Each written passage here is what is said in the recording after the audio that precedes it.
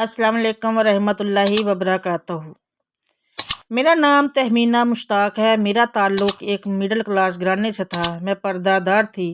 School college ہر جگہ عبایا پہن کر جاتی تھی۔ ایک قدرے امیر گھر سے رشتہ آیا تو گھر والوں نے فوراً ہاں کر دی اور صرف 18 سال کی عمر میں جٹ منگنی اور پٹ بیاہ کر دیا گیا۔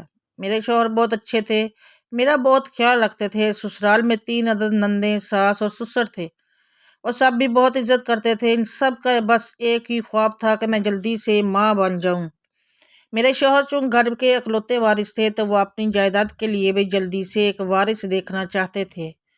شروع میں تو سب اچھا چلتا رہا، لیکن جیسے ہی شادی کو 1 سال گزرا تو مجھ پر اولاد کا پریشر بڑھنے لگا۔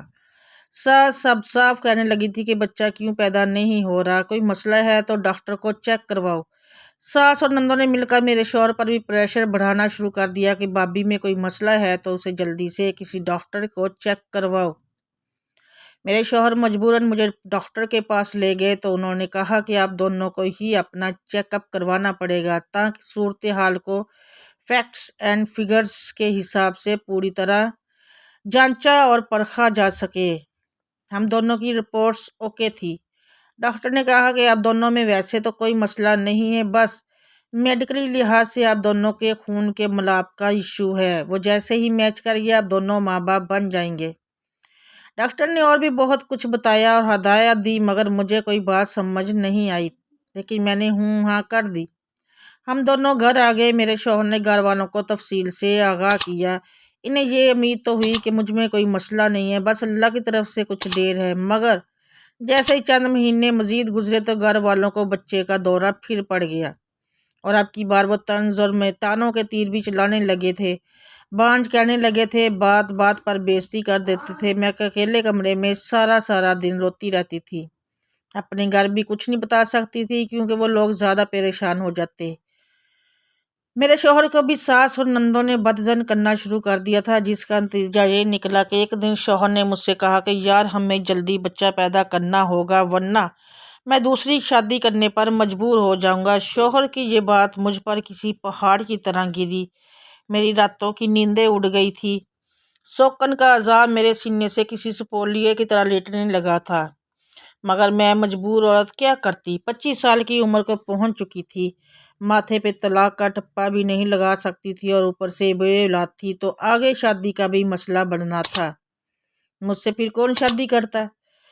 میں ڈپریشن میں رہنے لگی تھی۔ میں پردہ دار تھی لیکن اولاد کی خاطر اب پیروں اور عاملوں کے پاس جانے لگی تھی۔ گھر والوں کو بھی کوئی مسئلہ نہیں تھا کیونکہ انہیں بس اپنے گھر کا وارث چاہیے تھا، چاہے جیسے بھی آئے۔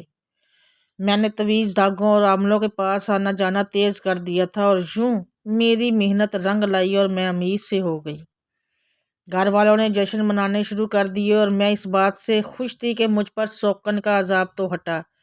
سب بڑے خوش تھے اور یوں ہمارے گھر ایک بیٹے نے جنم لیا۔ اس دن تو جانے کیا پٹاخے اور فائرنگ کی تھی میرے شوہر نے۔ سب صدقے واری جا رہے تھے اور بڑے خوش تھے۔ بچہ آہستہ آہستہ بڑا ہونے لگا لیکن گھر کے لاڈ پیار نے اس کی تربیت کو بگاڑنا شروع کر دیا تھا۔ وہ بدتمیز بن رہا تھا۔ میرے لاکھ کہنے کے باوجود میرے شوہر اور گھر والے میری ایک نہیں سنتے تھے اور میرے بیٹے کی ہر جائز اور ناجائز ضد پوری کرتے رہتے تھے۔ وہ جیسے ٹین ایج کی طرف قدم بڑھا رہا تھا اس کی عادتیں اور حرکتیں سب لفنگے اور بدماشوں والی ہو گئی تھی۔ اس نے پڑھائی بھی چھوڑ دی تھی۔ پھر بعد میں پتہ چلا کہ وہ جوا بھی کھیلتا ہے، جس کے اثرات جائیداد پر بھی پڑنے لگے تھے۔ اب گھر والوں کو بھی تشویش ہونے لگی تھی، لیکن ایک سچ بتاؤں، اس میں کسی کی بھی کوئی غلطی نہیں تھی، سارا قصور میرا اپنا تھا کیونکہ وہ بچہ حرام کا تھا۔ حلال کا ہوتا تو اچھے کردار کا مالک ہوتا۔ چونکہ میں سارا سچ بتاتی ہوں۔ گھر والوں کے پریشر کی وجہ سے میں بہت زیادہ ڈپریشن میں رہنے لگی تھی۔ طلاق، سوکن، گھر والوں کی پریشانی اور مستقبل کی فکر نے میری سوچوں کو اپنے قابو میں کر لیا تھا۔ میں اس قدر اذیت میں چلی گئی تھی کہ مجھے گناہ ثواب کی فکر سے زیادہ اپنی زندگی کی فکر کھانے لگی تھی۔ بالآخر میں نے فیصلہ کیا اور یوں ایک عامل کے ساتھ ناجائز تعلقات قائم کر لیے۔ ویسے تو سب عامل اچھے سے پیش آتے تھے، مگر ایک عامل باتوں باتوں میں جتا دیتا تھا کہ وہ مجھے گارنٹی سے ماں بنا دے گا، بس اسے ایک موقع چاہیے، میری من کی ہر مراد پوری ہو جائے گی اور یوں ایک دن میں نے اسے اپنا آپ سونپ دیا تھا، میں کہ جو ایک پردہ دار اور نیک شریف لڑکی تھی، اولاد کی وجہ سے میں گناہ کرنے پر مجبور ہو گئی۔ اور پھر واقعی میں اس عمل نے میری جھولی میں خوشیاں ڈال دی، لیکن حرام کی خوشیاں دیر پا نہیں ہوتی۔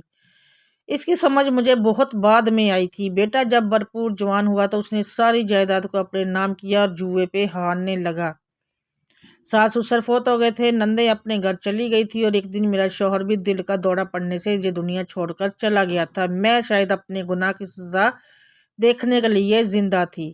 بیٹے نے ایک ایک کر کے سب کچھ بیچ ڈالا تھا، مجھے بھی گھر سے نکال دیا تھا۔ میں اب بھیک مانگ کر اپنا پیٹ پالتی ہوں۔ میں آخر میں بس یہی کہوں گی کہ خدارا بے اولادی کو قبول کر لو، مگر مر کے بھی گناہ کی طرف مت جاؤ، ورنہ یہ دنیا اور آخرت دونوں خراب ہو جائیں گی۔